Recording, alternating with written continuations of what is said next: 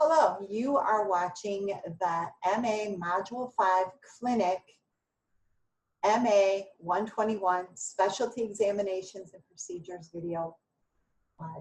Hopefully we can answer a few questions and help better prepare you to teach this course.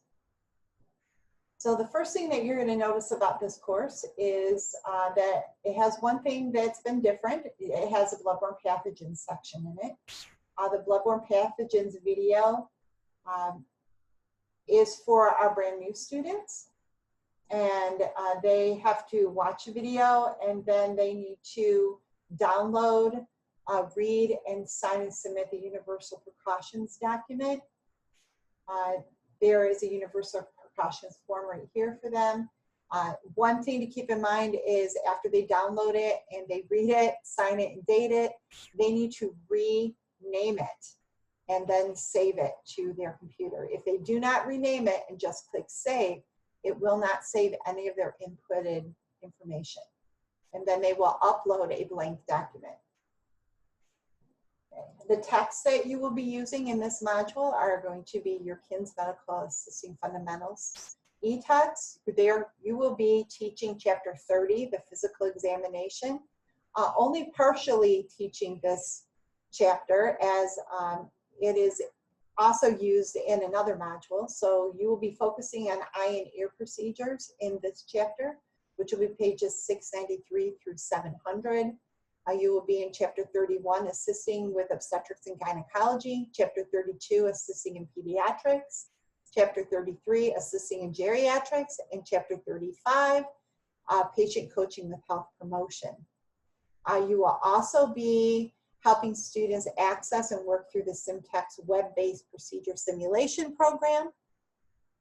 So quite a bit to get through in this module along with all your other courses. Again, keep in mind that you have time restrictions and make sure that you're spending your time wisely. Procedures and proficiencies that students will be completing are measuring distance, visual acuity. They will be doing that with the Snellen eye chart. Make sure that you know where that is and that is up and readily available on a wall or a cabinet in your room for your students. It has to be 20 feet away from where the student will read the chart. They're going to set up for and assist the provider in a gynecology exam. They will be documenting immunizations, measuring head circumferences of an infant, measure an infant's length and weight, coach a patient on a breast self-exam, coach a patient on a testicular self-exam. They will be applying a cold pack.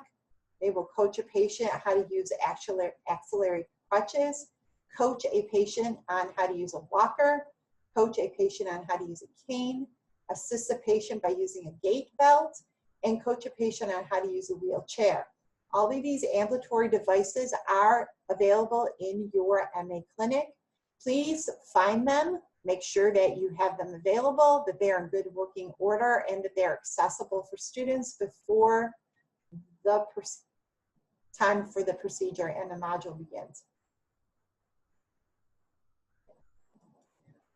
With all of those procedures, you are going to maybe need some help from a teacher's assistant. If you have a large class, please contact your campus supervision and make sure that you have the scheduled help that you will need. Okay. Now you probably noticed that I said the word coach a lot. So coach a patient in a breast self-exam means just that. The student needs to be able to tell another student, who would be the patient, on how to perform the self-breast exam. Please, there are no breast exams being performed in class on patients, as well as the testicular exam. If you have male students, no one is going to be performing a testicular exam in class. These are procedures that the medical assistant must teach the patient by speaking with them on how to do it. And that will also apply to the use of all the ambulatory devices. Students do not have to actually walk on crutches. They have to be able to fit a patient with crutches and tell them how to use the crutches, as well as the walker, the cane, the gait belt, and the wheelchair. So there is no reason for us to purchase crutches for a student who is extremely tall. The crutches that we have available will work perfectly fine on how to coach a patient on how to use them. Okay. There are e-texts available, which is the same as in any of the campus shells, website links and forms. There is the resources. Both programs, SurePath and SimChart, are in here. SimChart basically will be used for documenting procedures that are done. If you, and you probably will have to do this module, do not have time for students to be using the SimChart for their documentation. They may have time on their administrative side of the program, so work with your administrative instructor to provide students with the opportunity to document their procedures somewhere. They will have to read and review the syllabi for the course. There are 3-row assignments in this course.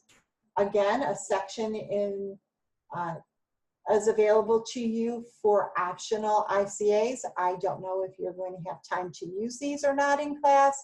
Please use these at your discretion only if needed. You do not have to use this section if you do not have time. Students will be working in SimText. The SimText program is a program that will help them to practice their proficiencies online. These are not optional. These are mandatory. They are introduced early in the module on the first day or so, and then students are required to practice these often throughout the module. Later in the module, they will have a test on the simulation that they will complete for a grade. So it's your job as an instructor to help them navigate through this and become comfortable with this program. Again, they can work through it every day as many times as they want without being graded before they do have to complete their test. This should be easily done by the time the test is required. So they will be irrigating the ear and instilling ear medication, irrigating the eye and instilling eye medication. They will have a pediatric assessment, which will include a lot of the procedures that they will be performing physically in class on the baby doll. They will have to work through assisting in a pap smear, as well as obtain pediatric vital signs. This one is optional and not graded, but I highly suggest that they work through that and become familiar with how to perform these, especially the students who want to pursue a career in pediatrics. Underneath that are the days. There are videos for you to use to help ensure your student understanding of topics. They are not required videos, although I highly suggest, strongly suggest that you do make room to use these. Visual is always preferred over just talking about a topic or a procedure. Here they will have to work on a treatment plan, and that would be mandatory. And there are therapies for health promotion ICA that they'll have to work on. Here are the simulation tests that they will have to complete. We'll be going over immunizations and vaccines and how to document them.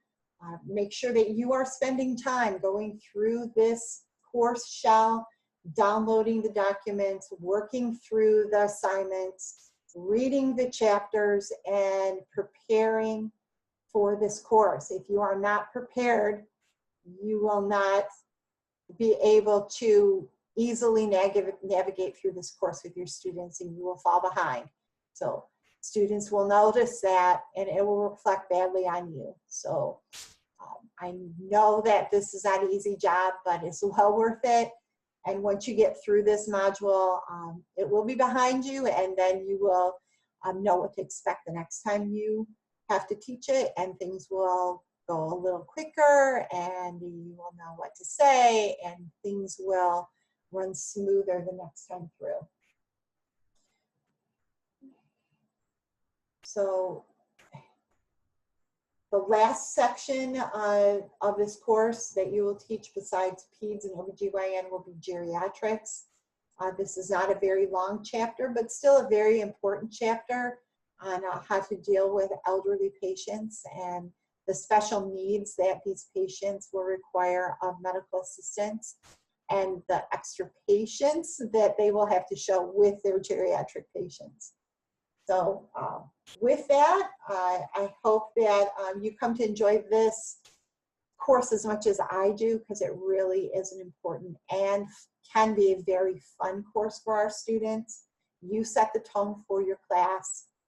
If you're excited about these subjects and you present them in a fun and energetic way, your students are going to respond in turn. So with that, have a great rest of your day. And don't forget that if you do need help or you do have questions, to reach out to your campus supervision or me for help. And thank you.